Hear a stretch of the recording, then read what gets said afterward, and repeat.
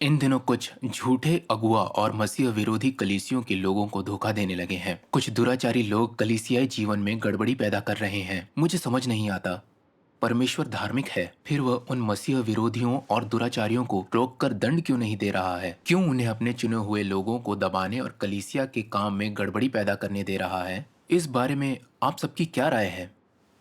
ऐसे मसले पहले भी मुझे उलझन में डालते आए हैं। मुझे लगता था चूंकि परमेश्वर धार्मिक हैं, इसलिए दुराचारियों को तुरंत उनकी करनी का फल और परमेश्वर द्वारा दंड मिलना चाहिए। नहीं तो परमेश्वर धार्मिक नहीं। हम ऐसा सोचते हैं क्योंकि हम परमेश्वर की धार्मिकता को नहीं समझते। सही कहा। सही कहा।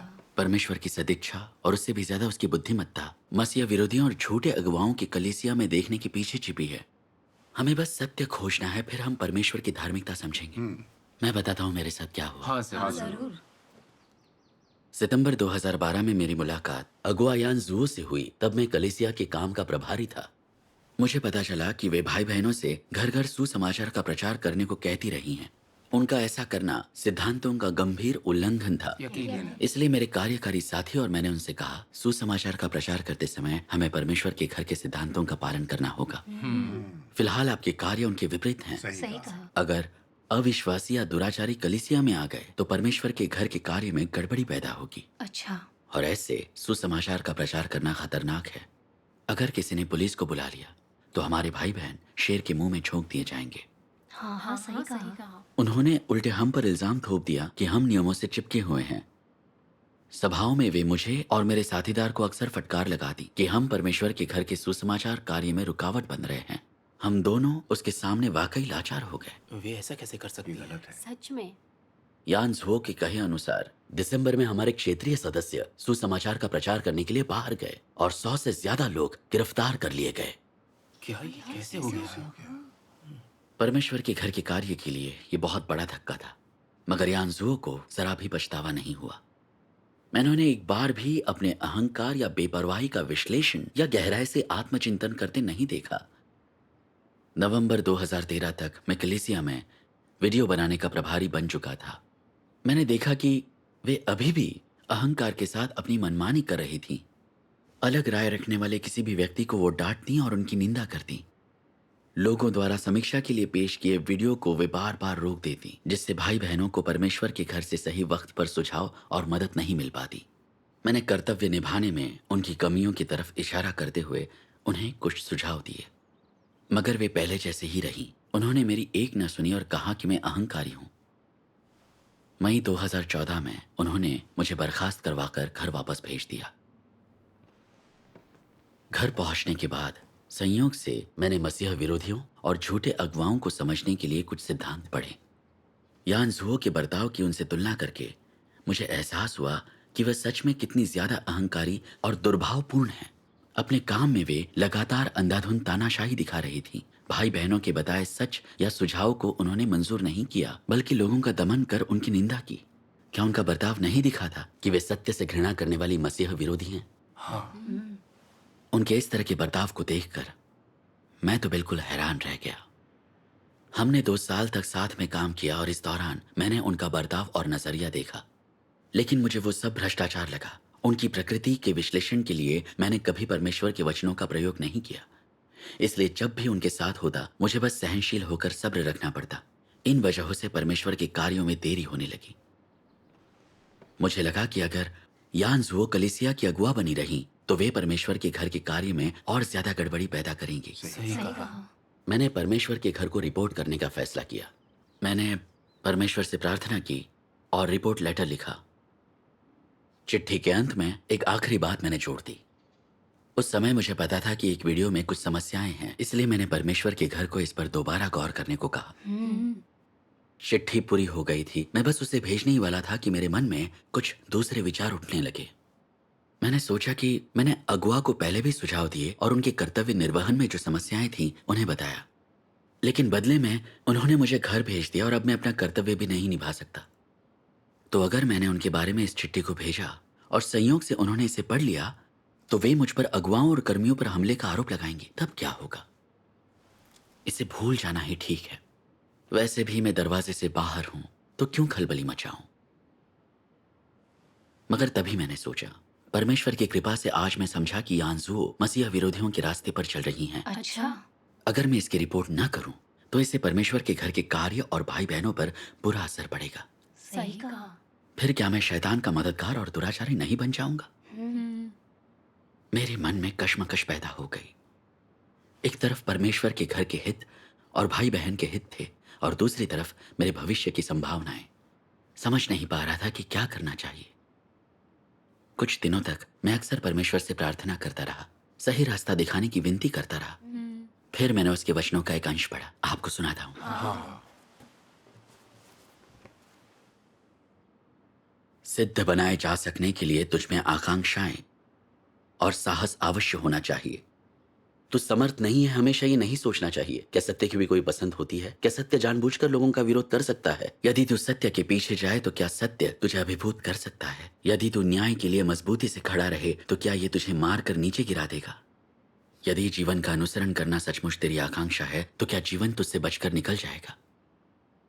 यदि तेरे पास सत्य नहीं है तो उसकी वजह यह नहीं कि सत्य तुझे नजरअंदाज करता है, बल्कि तेरा सत्य से दूर रहना है। यदि तुझ में न्याय के लिए खड़ा होने का साहस नहीं तो कारण ये नहीं कि न्याय के साथ कुछ गड़बड़ी है, कारण है तेरा विश्वास करना कि ये तथ्यों के अनुसार नहीं है। सालों तक जीवन का पीछा करके भी यदि तूने जीवन प्राप्त नहीं किया तो इसकी वजह ये नहीं कि जीवन के पास तेरे लिए कोई सद्विचार नहीं, परंतु इसलिए है क्योंकि तेरे पास जीवन के लिए कोई सद्विचार नहीं है और तूने जीवन को स्वयं से दूर कर दिया है। यदि तू ज्योति में जीकर भी ज्योति को पाने में असमर्थ है तो ये इसलिए नहीं है क्योंकि ज्योति तुझे प्रकाशित करने में असमर्थ है, परंतु इसलिए है क्योंकि तूने ज्योति के अस्तित्व पर ध्यान नहीं दिया और इसलिए वो तेरे पास से चली गई है। यदि तू अनुसरण नहीं करता है तो केवल यह कहा जा सकता है कि तू फालतू कचरा है। तेरे जीवन में साहस बिल्कुल नहीं है और तेरे पास अंधकार की ताकतों का विरोध करने के लिए हौसला नहीं है। तू बहुत ही ज्यादा कमजोर है। तू शैतान की उन ताकतों से बचने में असमर्थ है जो तुझे जकड़ लेती हैं। तू केवल इस प्रकार का सकुशल और सुरक्षित जीवन जीना और अपनी अज्ञानता में मरना चाहता है। तेरा परम कर्तव्य है विजय पा लिए जाने का तेरा अनुसरण हासिल करना। यदि तू इस बात से संतुष्ट है कि तुझ पर विजय पा ली गई है तो तू ज्योति के अस्तित्व को दूर हटा देता है। तुझे सत्य के लिए कठिनाई उठानी होगी, तुझे स्वयं को सत्य के लिए देना होगा, तुझे सत्य के लिए अपमान सहना होगा और अधिक सत्य प्राप्त करने के लिए तुझे अधिक कष्ट से होकर गुजरना होगा। तुझे यही करना चाहिए। आमीन। इस अंश को पढ़कर मुझे विश्वास और शक्ति मिली। मैंने सोचा मैं इस काली ताकत से हार नहीं सकता। मैं पहले भी यानजुओ को नहीं समझ पाया था, पर परमेश्वर ने सब ठीक कर दिया था, इसलिए मैं उनकी प्रकृति, सार और उनके रास्ते को समझ पाया। मुझे हर हाल में शिकायत कर देनी चाहिए थी। हाँ, सही कहा। पर मैंने अपने भविष्य की खातिर शैतान के फलसफे चीजों को प्रवाहित होने दे यदि वो किसी को व्यक्तिगत रूप से प्रभावित ना करती हो को मान लिया। मैं समझा मैं कितना स्वार्थी हूँ और मुझ में विवेक और समझ नहीं है। मैंने परमेश्वर में विश्वास रखने और उसके वचनों के पोषण और सिंचन के उन आनंद भरे वर्षों को याद किया। इस घड़ी में मैं अपने हितों की रक्षा के लिए अंतरात्मा और परमेश्वर के घर को अनदेखा करता रहा। मैं कितना कृतज्ञ, नीच और घिनौना इंसान हूं। ऐसा एहसास होने पर मैंने सोचा कि मुझे विवेक और न्याय की भावना से काम करना चाहिए, सत्य का अभ्यास और परमेश्वर के घर की रक्षा करनी चाहिए। सही कहा। इसलिए मैंने परमेश्वर से अनेक बार प्रार्थना की और आखिरकार ये संकल्प लिया, इस चिट्ठी को लिखने के जो भी परिणाम हो, पर मैं अपने हितों की रक्षा करने के लिए शैतान का साथी नहीं बन सकता। मैंने यानजुओ की समस्याएं देखी हैं तो मुझे उनके बुरे कर्मों को उजागर करके परमेश्वर के घर के कार्य की रक्षा करनी चाहिए। आमीन। फिर मैंने वो चिट्ठी परमेश्वर के घर भेज दी। इससे मुझे बड़ी राहत मिली, मेरे दिल को बड़ा सुकून मिला। परमेश्वर का धन्यवाद। फिर हर दिन मैं इंतजार करता रहा कि परमेश्वर का घर यानजुओ के हालात की जांच के लिए किसी को भेजेगा। फिर भाई बहन समझ सकेंगे कि वह कैसी मसीह विरोधी है और उसे ठुकरा देंगे। फिर क्या हुआ? हाँ, बताइए। दुर्भाग्य से इस चिट्ठी के कारण मेरी हालत और भी बदतर हो गई। अगस्त 2014 में कलीसिया ने दोबारा मुझे अपना कर्तव्य निभाने की सहमति दी, लेकिन अक्टूबर के बीच में एक दिन ली नाम की एक अगुआ मेरे अतिथि गृह में आई। सख्ती का भाव लिए उन्होंने पूछा, पहले आपने कोई रिपोर्ट लेटर लिखा था? मैंने कहा हाँ। नाखुश भाव से उन्होंने कहा, यानजुओ कलीसिया की प्रभारी हैं और अक्सर मेरे संपर्क में रहती हैं। मैंने उन्हें किसी झूठी अगुआ या मसीह विरोधी जैसा व्यवहार करते न देखा न सुना। आपकी लिखी चिट्ठी कर्मियों और अगुआओं पर हमला है। उनकी बात सुनकर मुझे अपने कानों पर यकीन नहीं हुआ। 4 महीने इंतजार के बाद मैंने ऐसे परिणाम की कल्पना नहीं की थी। उनकी यह बात सुनकर मैं शांत रहा। मैं जानता था कि यानजुओ के बारे में वो चिट्ठी मैंने तथ्यों और सिद्धांतों के अनुसार लिखी थी। मेरा लगाया इल्जाम बेबुनियाद नहीं था। फिर अगुआ ली ने कहा, आपकी चिट्ठी में किसी वीडियो की जांच का जिक्र है, इसलिए परमेश्वर के घर ने जांच पड़ताल और समीक्षा में 2 महीने लगाए। इससे परमेश्वर के घर के कार्य में रुकावट पैदा हुई और परमेश्वर के स्वभाव का अपमान हुआ। उन्होंने यह भी कहा कि वरिष्ठ अगुआ भी यही कहते हैं। इन टिप्पणियों से मुझे जबरदस्त झटका लगा। मैंने कभी नहीं सोचा था कि मेरी चिट्ठी परमेश्वर के घर में रुकावट लाएंगी या उससे परमेश्वर के स्वभाव का अपमान होगा। अगर सब कुछ उनके कहे अनुसार है तो मैंने बहुत बुरा काम किया है। अचानक मुझे लगा कि मेरे शरीर में जरा भी ताकत नहीं रही और मैं रोए बिना नहीं रह पाया। फिर अगवा ली ने मुझसे कहा, अपना सामान लो और घर जाकर अपने किए पर सोचो। आत्मचिंतन पूरा कर तुम अपना कर्तव्य निभा सकते हो। फिर मैंने घर लौटने के लिए बस पकड़ ली। मेरा दिमाग बहुत चकरा रहा था, मानो जैसे दिल पर एक भारी बोझ था। मैंने इतने साल तक परमेश्वर में विश्वास रखा, फिर भी दुराचारी बन परमेश्वर के घर के कार्य में गंभीर रुकावट पैदा की। मैं खुद को दोष देने लगा, पछतावे में डूब गया। समझ नहीं पाया कि भविष्य मेरे लिए क्या लेकर आएगा। मैंने परमेश्वर से विनती की कि वो मेरे दिल को मजबूत करे। परमेश्वर मुझसे जैसे भी निपटे, मैं उसकी व्यवस्थाओं का पालन करूंगा। मैं उसे कभी दोष नहीं दूंगा। सही कहा। परमेश्वर का धन्यवाद। प्रार्थना के बाद कुछ देर में मैं शांत हो गया। घर पहुंचने के 3 दिन बाद मैं ली की बातों पर गौर करने लगा। मेरे मन में कुछ सवाल उठने लगे। परमेश्वर के घर में मसीह और सत्य का शासन है और लोगों से पेश आने सहित उसके हर कार्य के लिए सिद्धांत हैं। हाँ, सही कहा। वह किसी को भी उसके अस्थायी व्यवहार के पैमाने पर नहीं देखता। हाँ। तो वे मेरे साथ किन सिद्धांतों के आधार पर व्यवहार कर रहे थे? अगवा ली ने जो कुछ भी कहा, क्या वो बातें वाकई सच थी? उस वक्त मैं कुछ भी समझ नहीं पाया, पर मुझे पता था कि सच चाहे जो भी हो, ये सब परमेश्वर की मर्जी से हो रहा है, तो मुझे उसके सामने समर्पण करना होगा। कुछ वक्त बाद कलीसिया की एक अगुआ ने मुझे सभाओं के लिए एक समूह का जिम्मा सौंपा। 1.5 महीने बाद माँ के साथ घर पे ही मुझे सभाओं में भाग लेने का काम सौंपा गया, पर कर्तव्य निभाने की इजाजत नहीं मिली। तब मैं जान गया कि हमें निष्कासित किया जा रहा है। इस दौरान मैंने हमेशा परमेश्वर में विश्वास रखा, मगर अब मुझे घर पर अलग थलग करने के साथ अपना कर्तव्य निभाने से भी रोका जा रहा था। मुझे बहुत अधिक कष्ट हो रहा था। उस दौरान मैं हर रात सभाओं के और भाई बहनों के साथ अपना कर्तव्य निभाने के सपने देखता। मेरी नींद खुल जाती, फिर मैं सो नहीं पाता। हर रात इतनी लंबी लगती जैसे कि वो कभी कटेगी ही नहीं। उन दिनों मेरे साथ साथ मेरी माँ ने भी बहुत सारे कष्ट झेले थे। खास तौर से रात को जब मैं उसे परमेश्वर से प्रार्थना करते और रोते देखता तो खुद को दोष देता और बेहद ही उदास हो जाता। लगता उसे ये दुख मैंने ही दिया है। परमेश्वर में विश्वास रखने के बाद से वो मेरी जिंदगी के सबसे दर्दनाक और मुश्किल भरे दिन थे। मेरे पास परमेश्वर से प्रार्थना करने के अलावा दिल के दर्द से छुटकारा पाने का और कोई तरीका नहीं था। बाद में मैंने कलीसिया की अपनी अगुआ से पूछा कि मैं फिर से अपना कर्तव्य निभा सकता हूं या नहीं। उन्होंने कहा, आप अभी भी ये करना चाहते हैं? आपको खुद पर चिंतन करना होगा। अगर आप ये नहीं कर पाए तो आपको निकाल दिया जाएगा। उनकी ये बात सुनकर मैं बेहद मायूस हो गया। तब मैंने जाना अपना कर्तव्य निभाना सिर्फ एक ख्याली पुलाव था। अगुआ हर सप्ताह बैठक के लिए हमारे घर आने लगे, मगर वे बस मेरे बारे में जानने के लिए आते थे, देखने कि मैं नकारात्मकता फैला रहा हूं या गुट बना रहा हूं। इसलिए हर बार वे जब मेरे बारे में पूछने के लिए आते तो मैं बेहद उदास हो जाता। कभी कभार मैं उनसे पूछना चाहता, आप मेरे साथ ऐसे क्यों पेश आ रहे हैं? मैंने यानजुओ की रिपोर्ट सिर्फ सिद्धांतों के आधार पर की थी, पर उनकी जांच पड़ताल के बजाय आपने मुझे मेरे ही घर में बंद कर दिया है। क्या सत्य का अभ्यास करना गलत है? मैं बहुत मायूस हो गया था। कभी कभार मैं सोचता, सत्य का अभ्यास करने के बाद भी ऐसा क्यों हो गया? मैं मानता हूं परमेश्वर धार्मिक है, लेकिन अब जो हो रहा है उसमें उसकी धार्मिकता नहीं दिखती। मैं बड़ी ही उलझन में था। मैं थोड़े से गुजारा करता, पाप की बातें नहीं करता, न ही परमेश्वर को दोष देता। मैं परमेश्वर से अक्सर प्रार्थना करता था उससे राह दिखाने की विनती करता कि मैं उसकी इच्छा समझ सकूं और उसे गलत ना समझूं। उस बेहद मुश्किल और दुखदाई घड़ी में मैंने परमेश्वर के कुछ वचन पढ़े। मैं आपको भी सुनाता हूं। हाँ, ज़रूर। लोगों को परमेश्वर के धार्मिक स्वभाव को आखिर कैसे जानना और समझना चाहिए। धार्मिक व्यक्ति का उसके आशीष को प्राप्त करना और दुष्ट का उसके द्वारा शापित होना परमेश्वर की धार्मिकता के उदाहरण है। क्या यह सही है? कहा जाता है कि परमेश्वर अच्छाई को पुरस्कृत और बुराई को दंडित करता है और हर मनुष्य की उसके कर्मों के अनुसार भरपाई। यह सही है, नहीं क्या? लेकिन आजकल जो परमेश्वर की आराधना करते हैं वे उसके द्वारा या तो मारे जाते हैं या शापित किए जाते हैं या कभी धन्य या स्वीकार नहीं किए गए। वे उसकी चाहे जितनी आराधना करें वह उन्हें अनदेखा करता है। परमेश्वर दुष्टों को न धन्य करता है न उन्हें दंड देता है।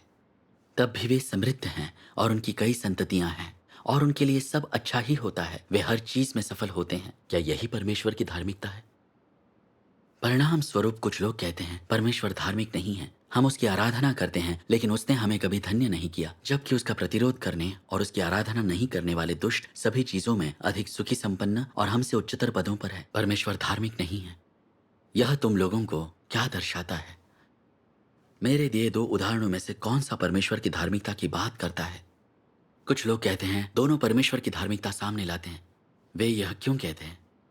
परमेश्वर के स्वभाव के बारे में लोगों का ज्ञान त्रुटिपूर्ण है। वह उनके विचारों और दृष्टिकोणों में मौजूद हैं। एक लेन देन के परिप्रेक्ष्य के भीतर या अच्छाई और बुराई के परिप्रेक्ष्य, सही और गलत के परिप्रेक्ष्य या तार्किक परिप्रेक्ष्य के भीतर, यही वे परिप्रेक्ष्य हैं जिन्हें वे परमेश्वर के बारे में अपने ज्ञान के बीच ले आते हैं। ऐसे लोग परमेश्वर के अनुरूप नहीं हैं और उनके द्वारा परमेश्वर का प्रतिरोध करना और उसकी शिकायत करना अवश्यंभावी है। परमेश्वर वही करेगा जो उसे करना चाहिए और इसका स्वभाव धार्मिक है। धार्मिकता का अर्थ न्याय संगत या तर्क संगत होना नहीं। ये समतावाद या पूरे किए गए काम के अनुसार हक देने या तुमने जो भी काम किया हो उसके बदले भुगतान करने या तुम्हारे किए प्रयास के अनुसार तुम्हारा देय चुकाने का मामला नहीं है। ये धार्मिकता नहीं है।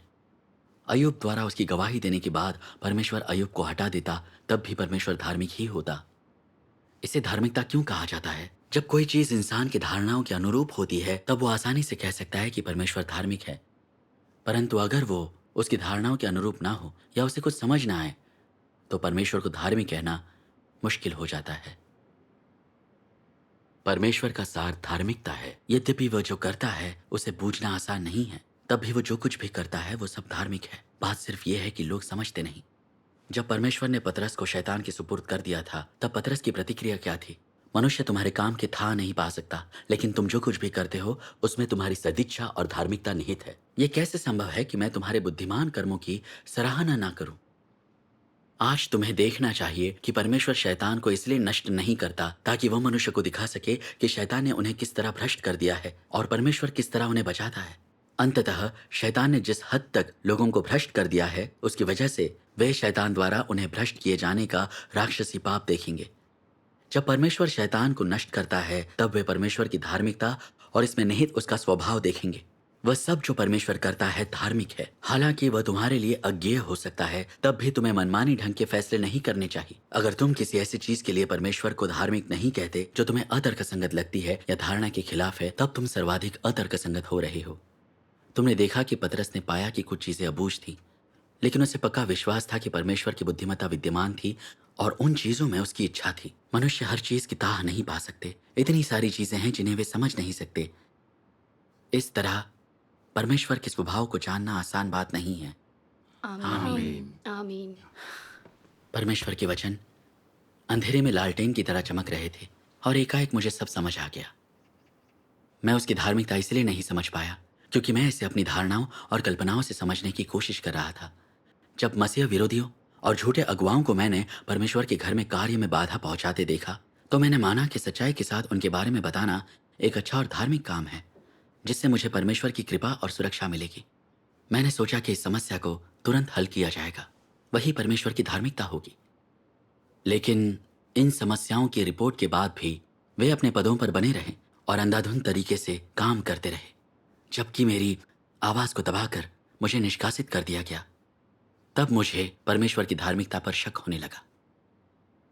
परमेश्वर की वचन पढ़ने के बाद आखिरकार मैं समझा कि परमेश्वर का सार धार्मिक है। भले उसके कर्म हमारी धारणाओं से मेल न खाएं, पर हमेशा उसकी धार्मिकता व्यक्त करते हैं। आमीन। ये बिल्कुल अय्यूब के परीक्षणों जैसा है।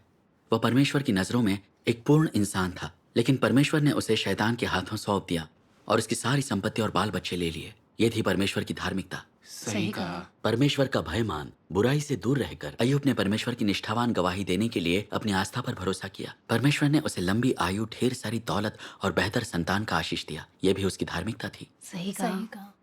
मान लो अय्यूब की गवाही के बाद परमेश्वर उसे आशीर्वाद के बजाय तबाह कर देता, तो वह भी उसकी धार्मिकता होती। हाँ। परमेश्वर का सार और स्वभाव मूल रूप से धार्मिक है, इसलिए उसका किया हुआ हर कार्य धार्मिक है। आमीन। हाँ। फिर मैंने पतरस के बारे में सोचा, जो सैकड़ों परीक्षणों और शुद्धिकरणों से होकर गुजरा, पर फिर भी परमेश्वर की धार्मिकता की प्रशंसा करता रहा।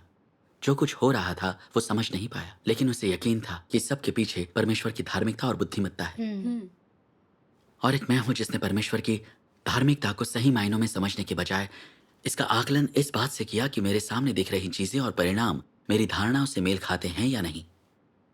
जब परमेश्वर के कर्म मेरी धारणाओं से मेल खाते और मुझे लाभ पहुंचाते, तो मैं उसकी धार्मिकता में यकीन करता।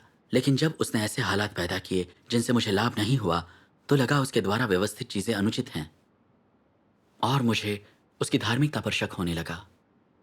हालांकि मैंने खुले तौर पर परमेश्वर को कभी दोष नहीं दिया, पर मैं मन ही मन उसके साथ बहस करता। मैंने जान लिया कि मैं कितना नासमझ हूं। परमेश्वर अधार्मिक नहीं हो रहा, मैं ही परमेश्वर को नहीं समझ पाया हूं। मैं बहुत ज्यादा स्वार्थी और कपटी हूं। मैं ना सत्य को खोज रहा हूं, ना उसके द्वारा मेरे लिए व्यवस्थित हालात से कुछ सीख रहा हूं। इसके बजाय अपने भविष्य और हितों के बारे में सोचकर बहस कर रहा हूं। तो अंधेरे और पीड़ा में क्यों ना डूबता, इतना बुरा कैसे ना महसूस करता। हाँ, बात तो सही है। आखिरकार मैंने परमेश्वर की इच्छा को समझ लिया। परमेश्वर इन हालात का इस्तेमाल मेरे गलत नजरियों को दूर करने के लिए कर रहा है, ताकि मैं अब अपनी धारणाओं के जरिए उसकी धार्मिकता को समझने की कोशिश न करूं। लगा कि मैं समझ गया हूं कि मेरे आसपास क्या हो रहा है, और फिर मैंने परमेश्वर से प्रार्थना की, उसकी व्यवस्थाओं का पालन करना और इन हालात में उसे समझना चाहा। हाँ, परमेश्वर का धन्यवाद। फिर मैंने परमेश्वर के वचन पढ़े।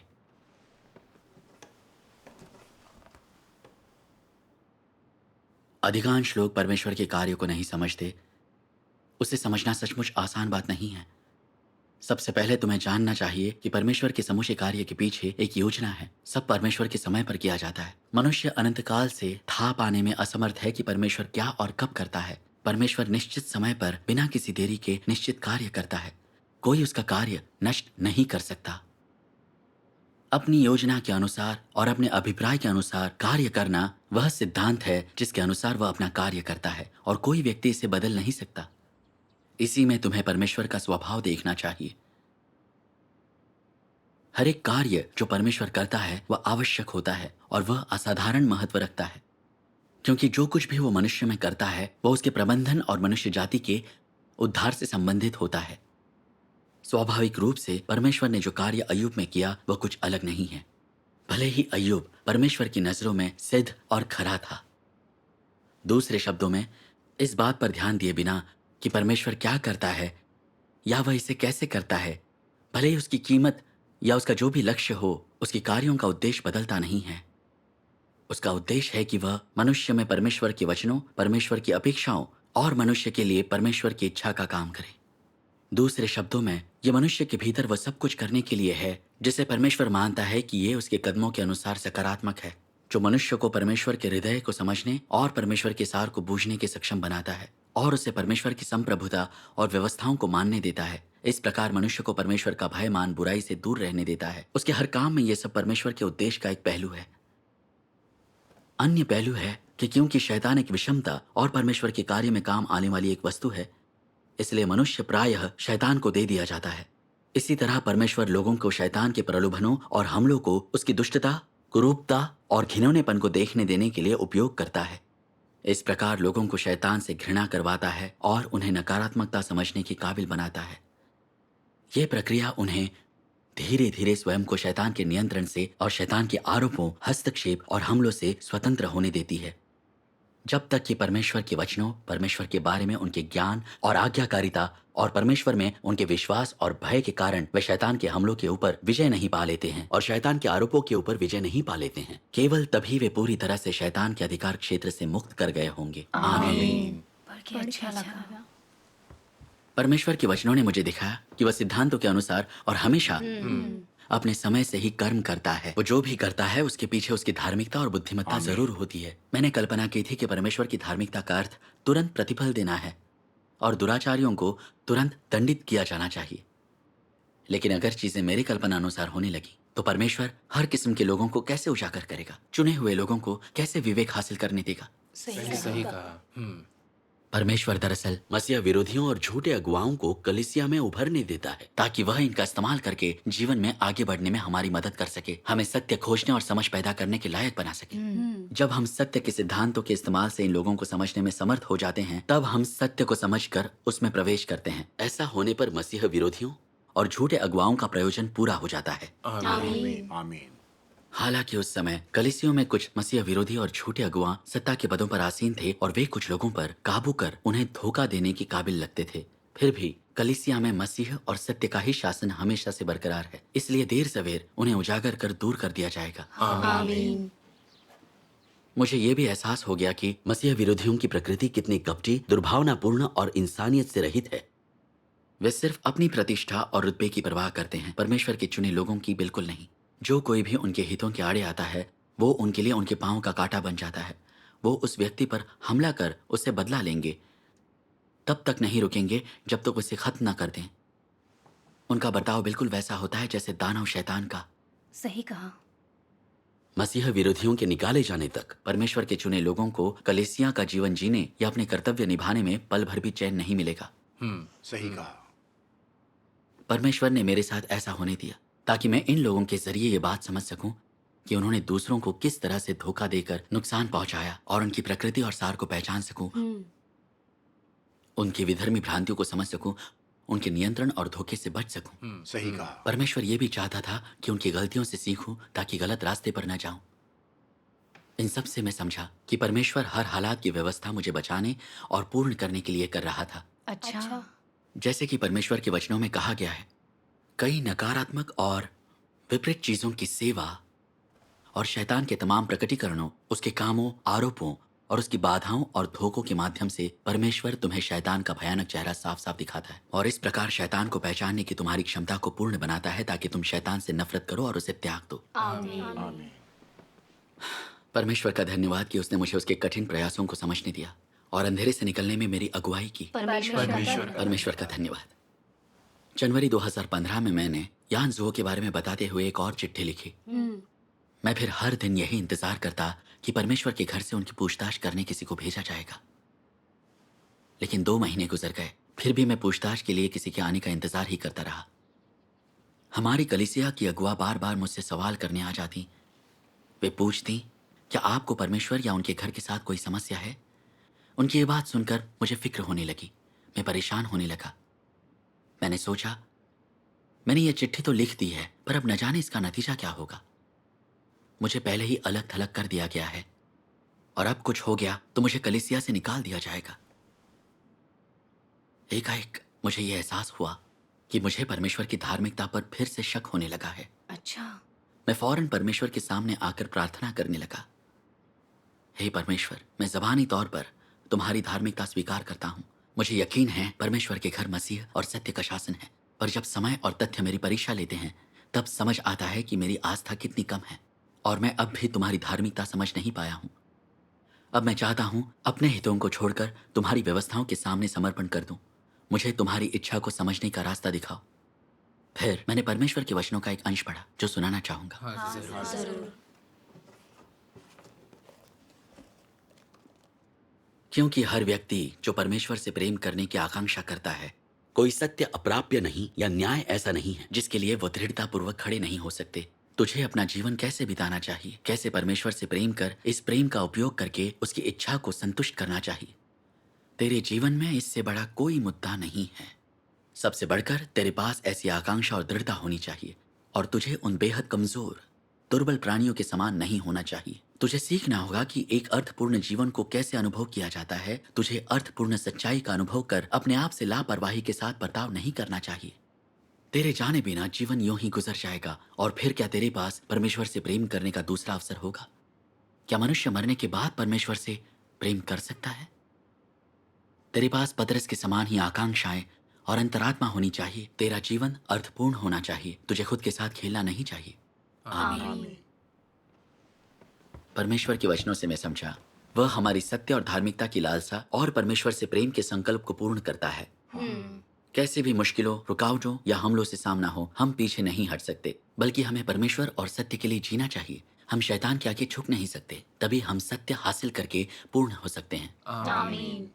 मुझ में इस प्रकार का संकल्प और इच्छा शक्ति ना होने के बावजूद मैंने परमेश्वर से प्रार्थना कर संकल्प लिया कि उसके घर के कार्य की रक्षा और सत्य का अभ्यास करूंगा। जैसे ही मैंने दुष्ट ताकतों को सिर उठाते देखा, मैं दबा दिए जाने के डर से पीछे हट गया। मुझे एहसास हुआ कि मैं अब भी परमेश्वर की धार्मिकता समझ नहीं पाया हूँ और घटनाएं घटने पर भी मैं सिर्फ खुद के बारे में सोचता हूँ। अच्छा। फिर मेरे मन में परमेश्वर का एक वचन आया। परमेश्वर कहते हैं, दुष्टों को निश्चित ही दंड दिया जाएगा। मैंने सोचा, परमेश्वर के वचन जरूर पूरे होंगे और वह जो पूरा करता है सदा कायम रहता है। हर दुराचारी को परमेश्वर की धार्मिकता का दंड जरूर मिलेगा, अच्छा। भले ही इसमें कितना भी समय लगे या ये जैसा भी हो। अंत में आखिरकार चीजें परमेश्वर के वचनों के अनुसार ही होंगी। सही कहा।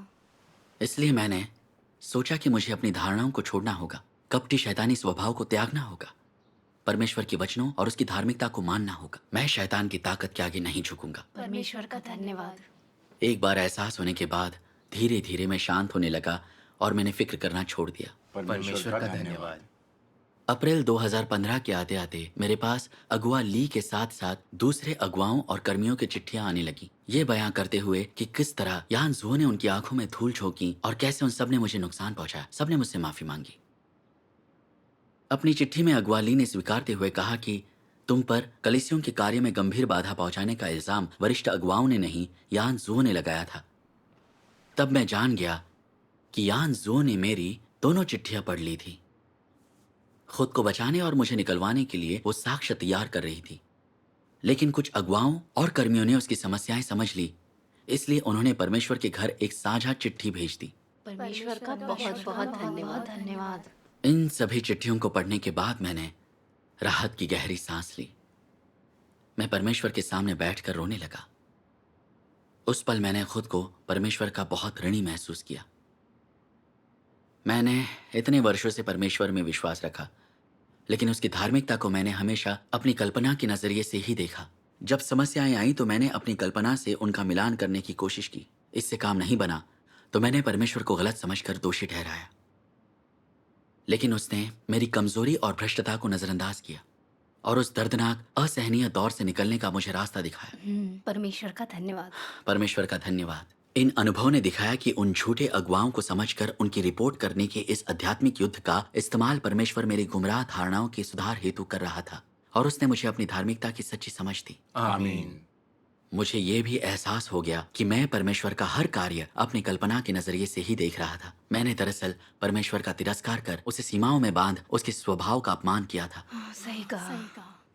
इस अनुभव ने मुझे समझाया कि परमेश्वर का सार धार्मिक है। आमीन। परमेश्वर का हर वचन और कार्य, चाहे वह लोगों की धारणाओं से मेल खाए या नहीं, उसके धार्मिक स्वभाव को प्रकट करता है। आमीन। आइए परमेश्वर के वचन पढ़ें। जरूर। सर्वशक्तिमान परमेश्वर कहते हैं, परमेश्वर का धर्मी स्वभाव परमेश्वर का स्वयं का सच्चा सार है। यह कुछ ऐसा नहीं है जिसे मनुष्य के द्वारा आकार दिया या लिखा गया है। उसका धर्मी स्वभाव उसका अपना धर्मी स्वभाव है और इसका सृष्टि की किसी भी चीज के साथ कोई भी संबंध या नाता नहीं है। परमेश्वर स्वयं ही स्वयं परमेश्वर है। वह कभी भी सृष्टि का एक भाग नहीं बन सकता है और भले ही वह सृष्टि गए प्राणियों के बीच एक सदस्य बन जाए, फिर भी उसका अंतर्निहित स्वभाव और उसका सार कभी भी नहीं बदलेगा। इसलिए परमेश्वर को जानना किसी वस्तु को जानना नहीं है, यह किसी चीज की चीर-फाड़ करना नहीं है, न ही यह किसी व्यक्ति को समझना है। यदि परमेश्वर को जानने के लिए मनुष्य उसी धारणा या पद्धति का इस्तेमाल करता है जिससे वह किसी वस्तु या व्यक्ति को समझता है, तो वह परमेश्वर के ज्ञान को हासिल करने में कभी सक्षम नहीं होगा। परमेश्वर को जानना अनुभव या कल्पना पर भरोसा करना नहीं है और इसलिए तुम्हें अपने अनुभव या कल्पना को परमेश्वर पर नहीं थोपना चाहिए। भले ही तुम्हारे अनुभव और कल्पना कितने ही समृद्ध क्यों ना हो, फिर भी वे सीमित ही रहेंगे। और तो और तुम्हारी कल्पना तथ्यों से मेल नहीं खाती है और सच्चाई से तो बिल्कुल भी मेल नहीं खाती है। यह परमेश्वर के सच्चे स्वभाव और उसके सार से असंगत है। यदि तुम परमेश्वर के सार को समझने के लिए अपनी कल्पना पर भरोसा करते हो तो तुम कभी सफल नहीं होंगे। एकमात्र रास्ता इस प्रकार है, वह सब ग्रहण करो जो परमेश्वर से आता है, फिर धीरे धीरे उसका अनुभव करो और समझो। एक दिन ऐसा आएगा जब परमेश्वर तुम्हारे सहयोग के कारण, सत्य के लिए तुम्हारी भूख और प्यास के कारण तुम्हें प्रबुद्ध करेगा, ताकि तुम सचमुच में उसे समझो और जानो। आमीन। परमेश्वर का धन्यवाद। मई 2015 में मसीह विरोधी यान जू को उसकी दुष्टता के कारण कलीसिया से निकाल दिया गया। उसके चमचों और संगी साथियों के साथ भी यही हुआ। अच्छा। जब मैंने उन सब के निष्कासन की सूचना पढ़ी, मैंने तहे दिल से महसूस किया कि परमेश्वर वाकई धार्मिक है। अच्छा। परमेश्वर के घर में सत्य और मसीह का शासन है। आमीन। परमेश्वर का धन्यवाद। परमेश्वर बहुत ज्ञानी है। बहुत सही अच्छा कहा। लगा ये परमेश्वर के बारे में सच में जानना आनंद आ गया। बहुत अच्छा लगा ये सब सुनकर।